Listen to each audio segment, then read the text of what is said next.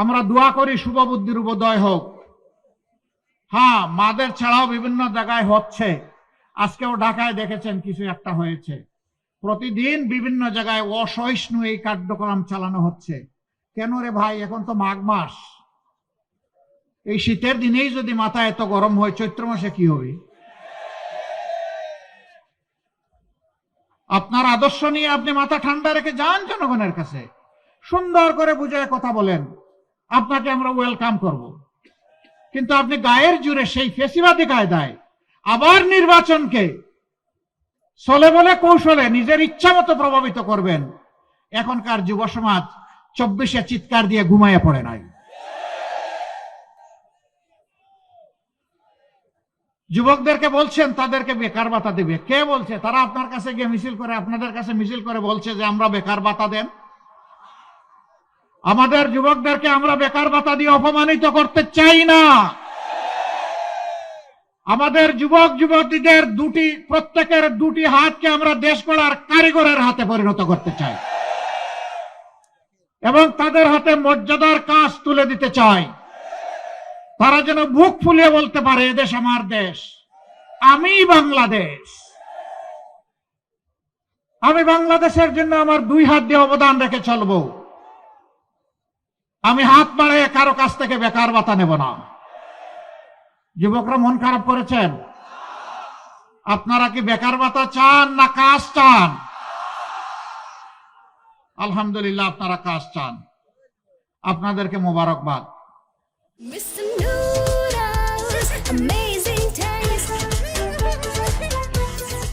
আর কাউকে চাঁদা নিতে দেব না। যদি আমরা সেই সুযোগ পাই, তাহলে দুর্নীতি যারা করেন আর চাঁদা যারা নেন তাদেরকে আমরা বুকে টেনে নিব, কারণ তারাও আমাদের সন্তান, তারাও এদেশের নাগরিক। তাদেরকেও প্রশিক্ষিত করে তাদের হাতে মর্যাদার কাজ তুলে দিব ইনশাআল্লাহ। তারাও সেদিন এই জাতিকে গঠনে উন্নয়নে ভূমিকা রাখবে এবং গর্বিত হবে। আজকে মাথা নিচু করে চলতে হয়, সেদিন তারা বুক ফুলিয়ে মাথা উঁচু করে চলবে ইনশাআল্লাহ। কাজেই তাদেরও কোনো চিন্তার কারণ নাই। সমাজ মুক্তি পাবে তাদের নির্যাতন থেকে, আর তারা মুক্তি পাবে লজ্জার হাত থেকে। ব্যাংক ডাকাত, শেয়ার মার্কেট লুটেরা, তাদের কি হবে? তারা অনেকে পালিয়ে বিদেশে গিয়ে আলিশান বাড়িতে থাকেন। আল্লাহ যদি আমাদেরকে তৌফিক দেন, আমরা ওদের পেটের ভিতরে হাত ঢুকাইয়া জনগণের টাকা বের করে নিয়ে আসবো। যা পারি, যতটুকু পারি, সেই টাকা রাষ্ট্রীয় তহবিলে যোগ হবে, তাই দিয়ে জনগণের উন্নয়ন কর্মকাণ্ড পরিচালিত হবে ইনশাআল্লাহ।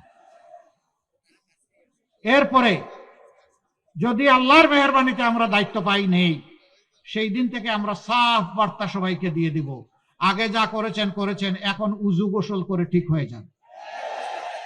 এখন আর এগুলা চলবে না। আগেরটা কি হবে পরে দেখা যাবে, কিন্তু এখনটা করলে আর কেউ রেহাই পাবেন না। এই বার্তা যখন চলে যাবে, আমরা বিশ্বাস করি মাথা যদি ঠিক থাকে শরীর ঠিক হয়ে যাবে। রাজনীতির জায়গাটা স্বচ্ছ হয়ে গেলে গোটা সমাজ স্বচ্ছ হয়ে যাবে ইনশাআল্লাহ। তখন আর কেউ দুঃসাহস দেখাবে না দুর্নীতি করার, অন্য কোনো অপরাধ করার। অপরাধ তো এখান থেকে শুরু হয়, সমস্যা তো গুড়ায়, সমস্যা সমাজের মাথায়। আমরা আবারও বলছি, লেজ ধরে টান দিব না, আমরা কান ধরে টান দিব ইনশাআল্লাহ। যারাই অপরাধ করবে কোনো ছাড় নাই। আমরা এটা দেখবো না কোন মন্ত্রী মহোদয় আর প্রেসিডেন্ট সাহেবের বাড়ি কোথায়, আমরা দেখব কোন এলাকার পাওনা সরকারের কাছে সবচেয়ে বেশি, সেই ঋণ সরকারকে পরিশোধ করতে হবে ইনশাআল্লাহ। যদি শুধু সমাজে ইনসাফটা কায়েম করা যায়, দুর্নীতি সহ সব বন্ধ হয়ে যাবে। এই দেশকে, জাতিকে পাল্টানোর জন্য 5টা বছর যথেষ্ট। আপনারা কি তা বিশ্বাস করেন? ইনশাআল্লাহ আমরা গভীর আস্থা রাখি এই ব্যাপারে, এবং ইনশাআল্লাহ আল্লাহ তৌফিক দিলে আমরা পারবো ইনশাআল্লাহ। কেন পারবো? যেহেতু আমাদের নিজস্ব কোনো ধান্দাবাজি নাই। আমাদের একটাই ধান্দা, কিভাবে এই জাতির কিছু ভালো করা যায়। আপনাদের সবাইকে অনুরোধ জানাবো, 12 তারিখের 2টি বুথে আপনারা ঐতিহাসিক গুরু দায়িত্ব পালন করবেন ইনশাআল্লাহ। হা ভোট মানে হচ্ছে ফেসিবাদ আর ফিরে না আসুক, এক কথা এইটাই হা ভোট।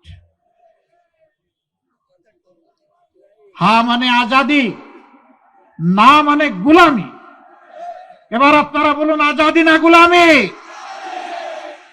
আজাদি না গুলামি? তাহলে 12 তারিখের প্রথম ভোট হবে ইনশাআল্লাহ।